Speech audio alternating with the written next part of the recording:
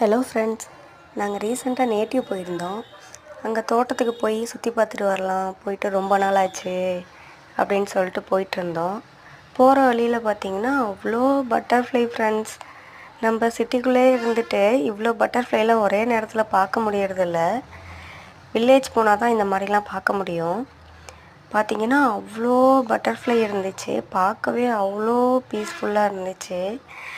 இந்த வீடியோ உங்களுக்கு பிடிச்சிருந்துச்சுன்னா லைக் பண்ணுங்கள் ஃப்ரெண்ட்ஸ்.